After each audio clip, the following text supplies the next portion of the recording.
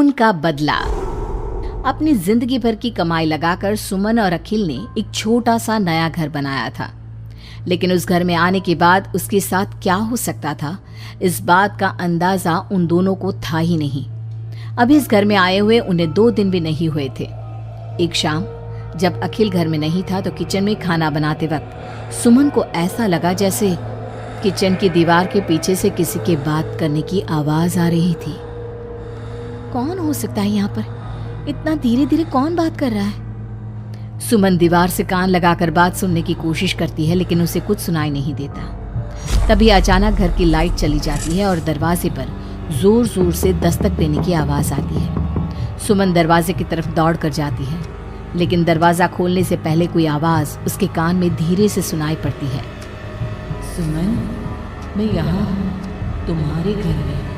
सुमन जोर से चीखती है और दरवाजा नहीं खोलती।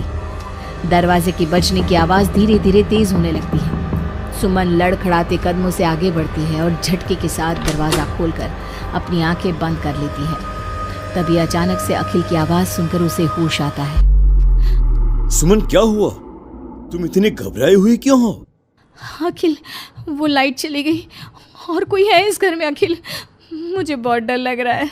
वो किचन की दीवार के पीछे से किसी की आवाज आ रही थी। कैसी बात कर रही हो?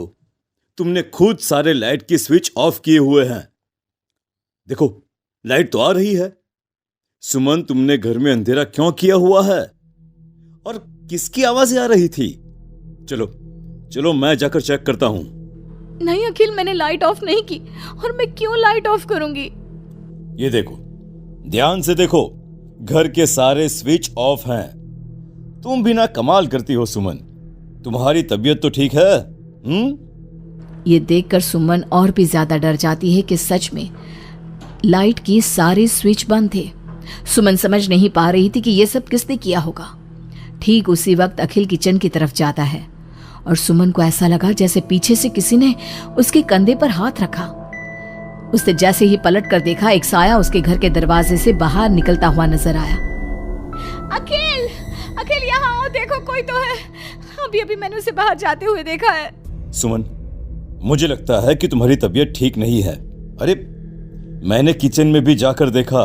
पास वाले घर में जो लोग हैं ना, उनसे बात करने की आवाज आ रही है।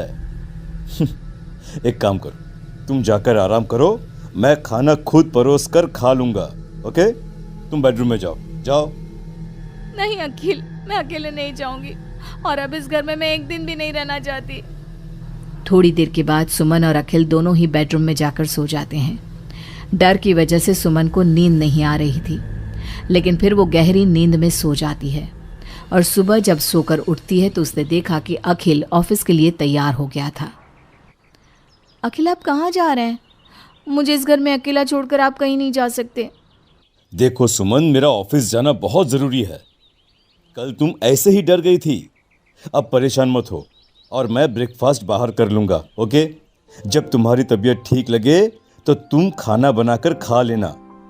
और हाँ, अगर तुम कहो तो मैं तुम्हारे लिए बाहर से खाना भिजवा दूं।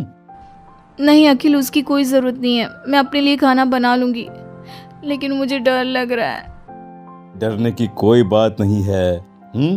अभी मैं चलता हूँ, तुम अपना ख्याल रखना। चलो, गुड बाय। अखिल के जाने के बाद सुमन बाथरूम में नहाने के लिए चली जाती है और शावर ऑन करती है। नहाते नहाते सुमन को एहसास होता है कि शावर से पानी की जगह खून गिर रहा था। उसने घबराकर सामने लगे मिरर में देखा और ये देखकर उसके पैरों तले जमीन खिसक गई कि वो पूरी तरह सर से पैर तक खून में भीग चुकी थी। सुमन भागकर बाहर आती है। उसे अपने घर का पूरा फर्नीचर जला हुआ नजर आता है और उसके ठीक सामने खड़ी हुई थी एक औरत जिसने दुल्हन के कपड़े पहने हुए थे। उसके चेहरे पर लंबा सा घूंघट था और उसके शरीर से खून टपक रहा था। कौन हो तुम और क्या चाहती हो मुझसे? यहाँ क्यों आई हो तुम? मैं तुमसे तुम्हारा पति चाहती हूँ। मुझे अपना पति दे दो और मैं वापस चली जाऊंगी। लेकिन मेरा पति? अखिल, मेरा मतलब तुम्हें मेरा पति क्यों चाहिए? हमने क्या बिगाड़ा है तुम्हारा? तुमने नहीं, हर सुहागन औरत मेरी दुश्मन है। और जब भी मेरी आंखों के सामने कोई औरत अपने पति के साथ नजर आती है तो मैं उसे जिंदा नहीं छोड़ती। लेकिन तुम ऐसा क्यों करती हो? और प्लीज मैं तुम्हारे आगे हाथ जोड़ती हूँ, तुम मुझे और अखिल को जाने दो। हम दोनों हमेशा के लिए ये घर छोड़कर चले जाएंगे। अब ऐसा नहीं हो सकता। एक बार जो इस जमीन के आसपास से गुजर जाता है उससे फिर हमेशा के लिए मेरे साथ इस जमीन के नीचे मेरी दुनिया में चलना पड़ता है। और तुमने इस जमीन के ऊपर अपना घर बनाकर अपनी दुनिया बसाने की कोशिश कर ली। अचानक से वो औरत सुमन को उसके बाल पकड़कर जमीन पर घसीटने लगती है। सुमन दर्द से जोर जोर से चीखती है, लेकिन उसकी आवाज उसके घर की दीवारों के अंदर दब कर रह जाती है। अब बाकी दूसरी औरतों की तरह मैं तुम्हें भी इस घर की दीवारों के नीचे दफन कर दूंगी और तुम्हारे पति को हमेशा के लिए अपना पति बना लूंगी।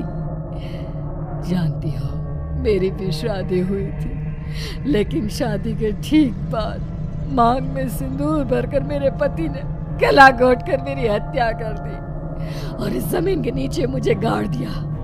बस तब से मेरी आत्मा यही भटक रही थी। मुझे भी सुहागन बनना है, मुझे भी पति चाहिए। छोड़ दो मुझे प्लीज, मुझे जाने दो। देखो तुम्हें पति चाहिए, तुम किसी और को अपना पति बना लो। मुझे और अखिल को जाने दो यहाँ से।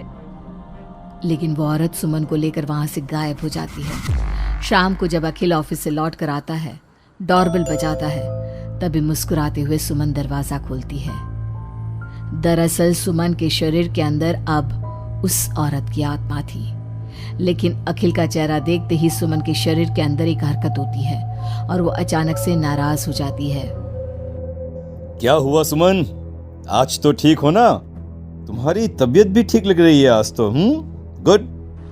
मुझे नहीं पता था कि तू आने वाला है यहाँ, वरना तो मैं तेरी मौत का सारा इंतजाम करके रखती। क्या हुआ? अब मेरी बात का जवाब नहीं दोगी क्या? नाराज हो मुझसे किसी बात पर? हाँ?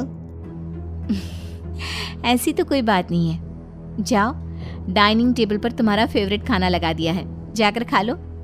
हाँ, खुशबू तो बहुत अच्छी आ रही है। वैसे भी सुबह से कुछ खाया नहीं है। थैंक यू यार, मैं जल्दी से जाकर खाना खाता हूँ। ओके? अखिल जैसे ही खाने की कटोरे का ढक्कन हटाता है तो वो हैरान रह जाता है कि वहां पर सुमन का कटा हुआ हाथ था। उसमें पहनी हुई चूड़ियों से वो सुमन के हाथ को पहचान जाता है। खाने की जगह सुमन के शरीर के छोटे छोटे टुकड़े काटकर उस आत्मा ने अखिल के सामने परोस दिए थे। अखिल घबराकर वहां से भागने लगता है। तभी सुमन के शरीर में मौजूद वो आत्मा अपने असली रूप में आकर अखिल के सामने खड़ी हो जाती है। कौन हो तुम और क्या किया तुमने मेरी पत्नी के साथ? इसका मतलब वो ठीक कहती थी कि इस घर में कुछ गलत है। कहाँ है मेरी सुमन? तुम्हारी सुमन के मैंने छोटे छोटे टुकड़े करके उसका खाना बना दिया और उसकी आत्मा को मैंने इस घर की जमीन के नीचे दफन कर दिया है। वो कैद हो गई है यहाँ हमेशा के लिए। तुम भी उसके पास जाना चाहते हो? मगर क्यों किया तुमने ऐसा? क्या दुश्मनी थी तुम्हारी और मेरी पत्नी? पहले तो मैंने तेरी पत्नी को सिर्फ इसलिए मारा क्योंकि मैं तुझे अपना पति बनाना चाहती थी। मेरी आत्मा जो पूरे एक जन्म से किसी से शादी करने के लिए तड़प रही है, उसकी हसरत पूरी करना चाहती थी मैं। और इसलिए मैंने तेरी पत्नी का रूप लेकर तेरे साथ रहने के बारे में सोचा। लेकिन जानता है, अब मैं तुझे जिंदा नहीं छोड़ूंगी। लेकिन क्यों? देखो तुमने सुमन के साथ जो भी किया, मुझे जाने दो यहाँ से प्लीज। अखिल भागने लगता है, लेकिन घर का दरवाजा अब लॉक हो चुका था। अब तो भाग कर नहीं जा सकता। मेरे हाथ तेरे खून से रंगने के लिए बेचैन हो रहे हैं। मेरा गला सूख रहा है, अब उसकी प्यास तेरे खून से ही बुझेगी। अरे लेकिन क्यों? तुम्हारी आखिर मुझसे दुश्मनी क्या है? आत्मा अखिल की बात का कोई जवाब नहीं देती और अपने लंबे नाखून उसके गले में गड़ाकर उसके शरीर को खा जाती है और उसके बाद जोर से हंसते हुए कहती है, तेरा शरीर भले ही अखिल का शरीर है, लेकिन तेरे अंदर मेरे पिछले जन्म के उसी पति की आत्मा थी जिसने शादी से एक रात पहले गला दबाकर मेरी हत्या की।